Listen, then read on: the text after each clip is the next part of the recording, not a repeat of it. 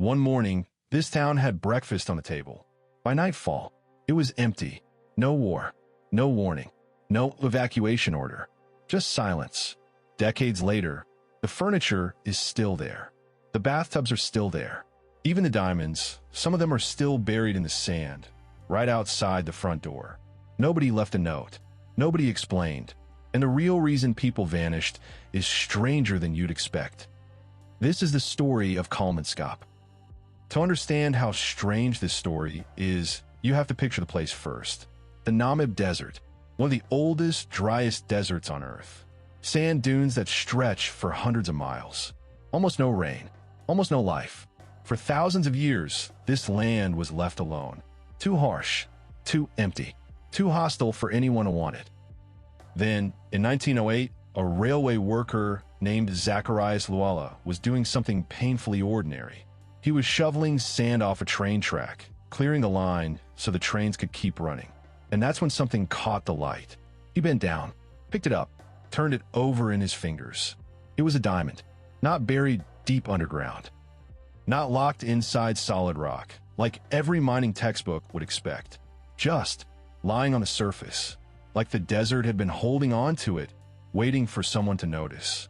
He showed his supervisor, a man named August Stotch, and Stotch did something smart. He didn't celebrate right away. He quietly started buying up mining rights to the surrounding land before anyone else understood what they were sitting on. Because when he looked closer, he realized this wasn't one diamond. It was hundreds of them, scattered across the sand, like the desert had been seeded with treasure. Word got out, and once it did, there was no stopping what came next.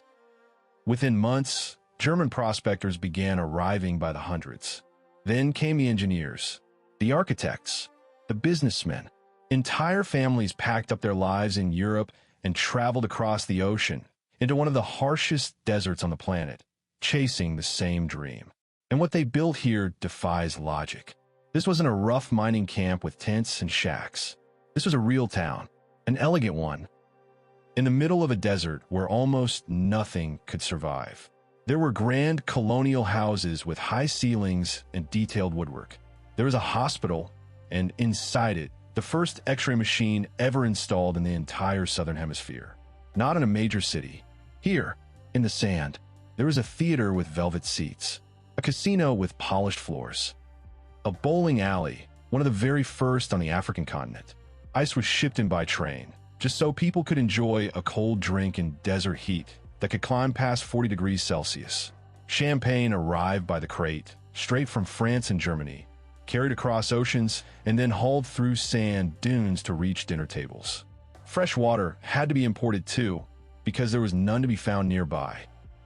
Every drop that filled those bathtubs, every drop that watered the small decorative gardens people planted outside their homes, had traveled a long, expensive journey just to get there. At its peak, Kolmanskop is believed to have produced around 1/10 of the entire world's diamond output. Let that sink in. 1/10 of the world's diamonds, pulled from a stretch of desert most maps wouldn't have bothered naming a few years earlier. People danced in ballrooms lit by crystal chandeliers, string quartets playing late into the night, while just outside their windows, sand dunes rolled on for miles in every direction, indifferent to the wealth glittering inside. It felt like it would last forever. It didn't. Diamonds, by their nature, are finite, and the richest deposits are always the first to run out. By the early 1920s, the surface diamonds, the easy ones, the ones just lying there waiting to be picked up, were mostly gone. What remained required more effort, more machinery, more cost to extract. The town was still functioning, still proud, still holding on to its glamour. But the numbers were changing. Slowly, quietly, the profits that had built ballrooms and imported champagne started shrinking. And then came the moment that changed everything. Prospectors discovered a new diamond field, much further south, near the mouth of the Orange River. This new site wasn't just promising. It was bigger, richer, and far easier to work than what remained around Kolmanskop. Overnight, the entire economic reason for this town's existence began to evaporate. Why stay in a town whose diamonds were thinning out when a richer deposit was calling from somewhere else? Businesses started relocating. Then families followed. Then, one by one, the buildings that once hosted lavish parties began sitting empty for longer and longer stretches, their owners already halfway to somewhere new. By the 1950s, Kolmanskop was essentially finished. But here's the detail that makes this story different from every other ghost town. People didn't slowly drift away over the years, taking their belongings piece by piece. They left in the middle of their lives, almost as if they simply stood up from the dinner table and walked out the door. Furniture stayed behind. Pianos stayed behind, their keys slowly warping in the dry heat. Bathtubs, bookshelves, wardrobes, children's toys, left exactly where they were, as if everyone had simply expected to come back the following week. Why? Because logistics here worked against sentimentality. Hauling furniture across hundreds of miles of desert, back to Europe or to South Africa, simply cost more than the furniture itself was worth. It made more financial sense to walk away and buy new furniture somewhere else than to save what was already here. So people did exactly that. They walked away, and the desert, patient, silent, and endlessly persistent, began doing what deserts do best. It waited, and then, gradually, it started taking the town back. Today, if you walk into some of these abandoned buildings, you won't find empty rooms gathering dust. You'll find sand, not a light dusting, actual rivers of sand, pouring through broken windows and open doorways, piling up against walls like frozen waves.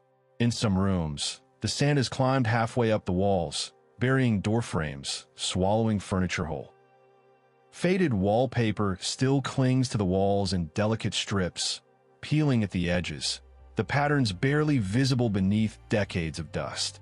Sunlight spills through cracked ceilings and shattered window panes, catching drifting dust particles in golden beams, lighting up rooms that no one has properly lived in for more than half a century. It's one of the only places on Earth where you can literally watch a town being swallowed by nature in real time. Not through explosions or demolition, but through something far slower and far more unsettling. Photographers travel here from around the world specifically to capture this. Not because the buildings are beautiful in the traditional sense, but because they tell a story that words struggle to capture. The story of ambition, built at incredible speed and abandoned just as quickly. Kolmanskop wasn't destroyed by war. It wasn't wiped out by disaster, disease, or violence.